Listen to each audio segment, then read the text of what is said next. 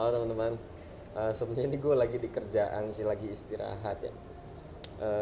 Gue teringat sebuah buku yang mungkin banyak mengubah cara berpikir gue, gimana caranya dalam mengejar sesuatu gitu loh. Dan gue juga menambahkan. Jadi di video ini gue pengen menambahkan atau pendar-pendar atau apa ya, salah satu intisari dari dua buku yang gue baca, yaitu bukunya Napoleon Hill yang berjudul The Principle of Achievement. Dia ini pernah mewawancara banyak orang-orang besar di dunia, salah satunya kayak Henry Ford, terus JP Morgan dan sebagainya. Banyaklah orang-orang besar yang dia wawancara.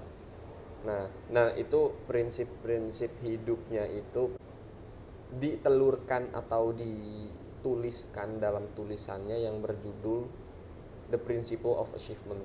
Dan gue juga pengen nambahin dari bukunya Prof. Carol S. Dweck. Dia salah satu seorang profesor di Amerika. Bukunya berjudul Mindset.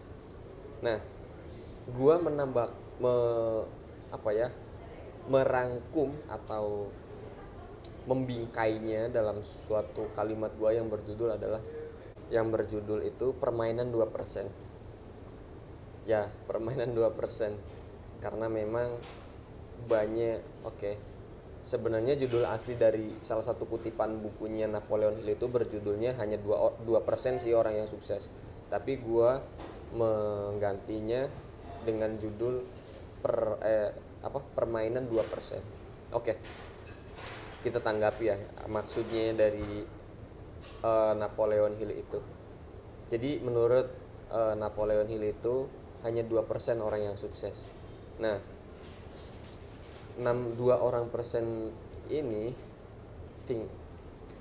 benar-benar mereka yang punya pikiran-pikiran kuat dalam mengartikulasikan, dalam menerjemahkan buah pikirannya, teman-teman. Nah, jadi sebelum ke 2% itu, gue pengen nambahin kayak beberapa tingkatan orang yang sembarangan dalam mencapai mimpinya ya, yaitu kelompok 70%.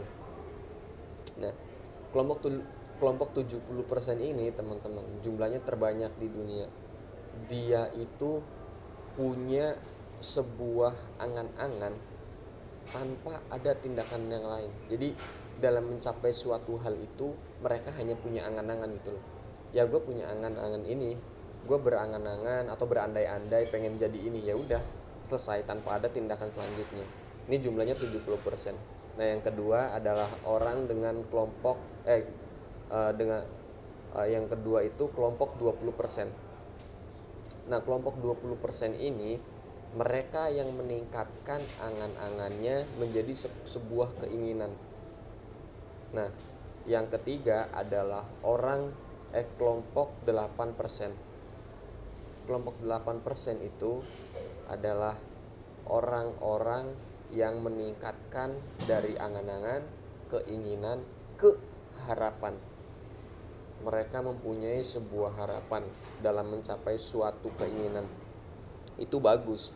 Tapi kalau hanya harapan tunggal, kalau hanya harapan yang menjadi patokan, itu menurut gua salah. Menurut Napoleon Hill itu ya kurang gitu loh kalau hanya berharap.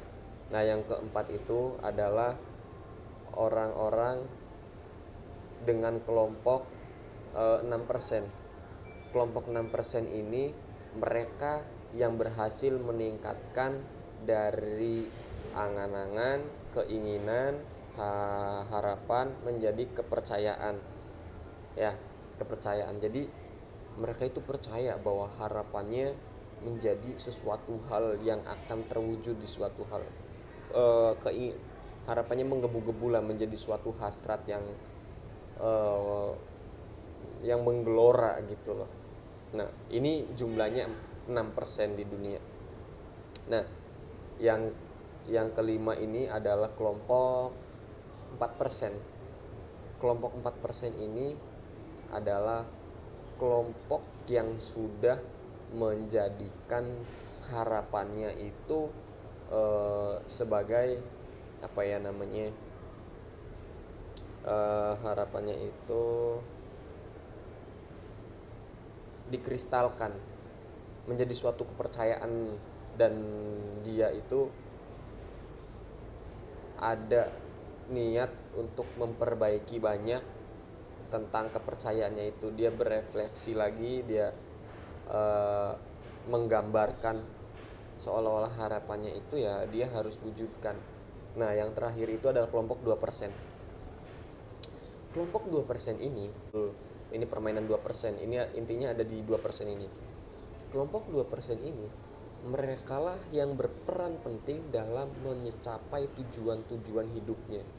Mereka meningkatkan dari angan-angan, keinginan, harapan, kepercayaan ditekankan lagi sehingga menjadi sebuah pola pikir baru yang mereka itu dalam mencapai tujuan-tujuan yang akan dilaluinya, dia membuat perencanaan sedemikian rupa, bergabung dengan orang-orang yang hebat, yang punya prinsip kuat, yang tidak menimbulkan efek negatif kepada dirinya, yang bisa mempengaruhi dia, dan dia pun punya prinsip yang kuat untuk merubah suatu kepercayaan itu sebagai jalan hidup yang dia ambil.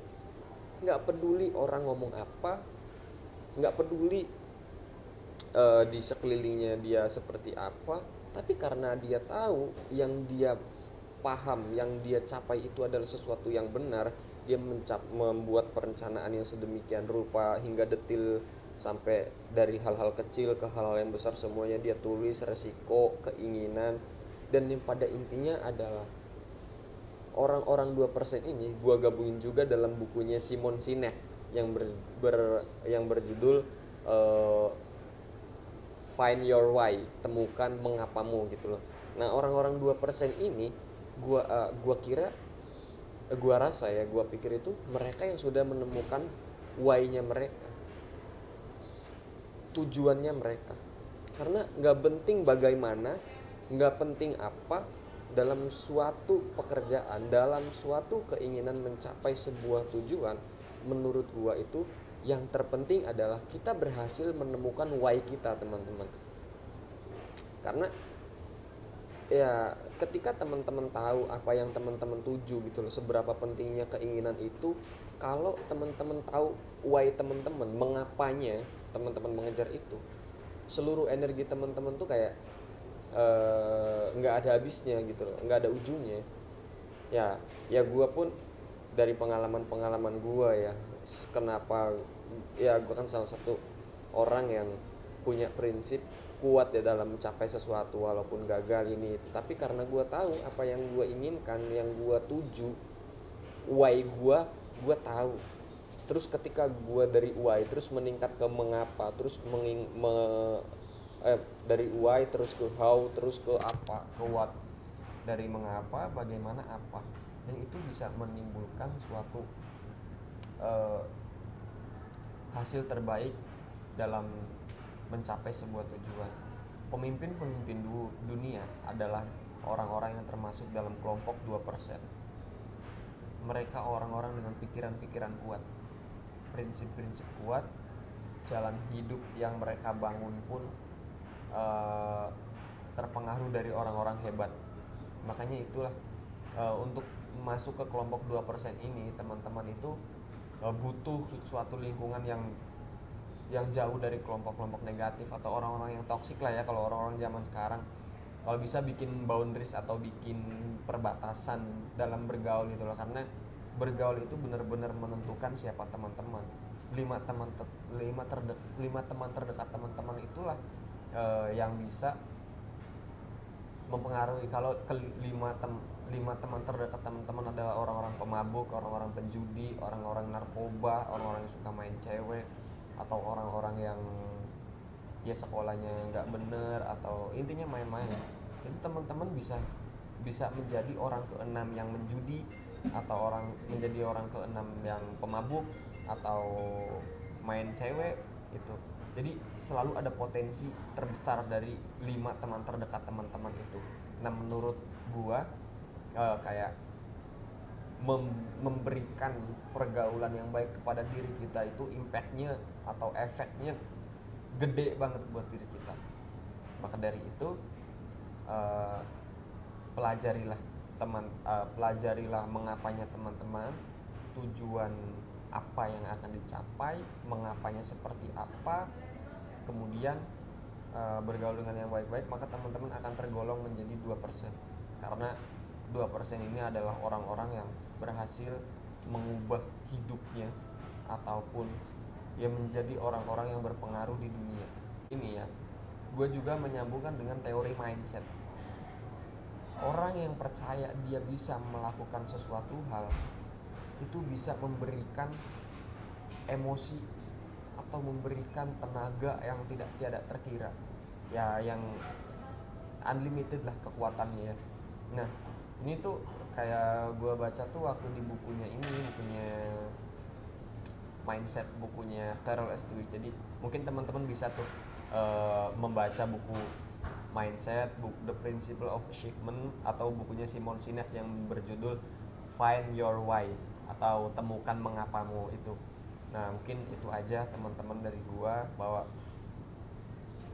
nggak ada orang sukses yang yang bisa membalikan keadaan yang kemarin malas terus besok langsung jadi sukses, langsung jadi kaya, langsung jadi cerdas, langsung jadi seorang ilmuwan. Enggak, semuanya melalui yang pertama kalau menurut dari alam bawah sadar, dari pikiran.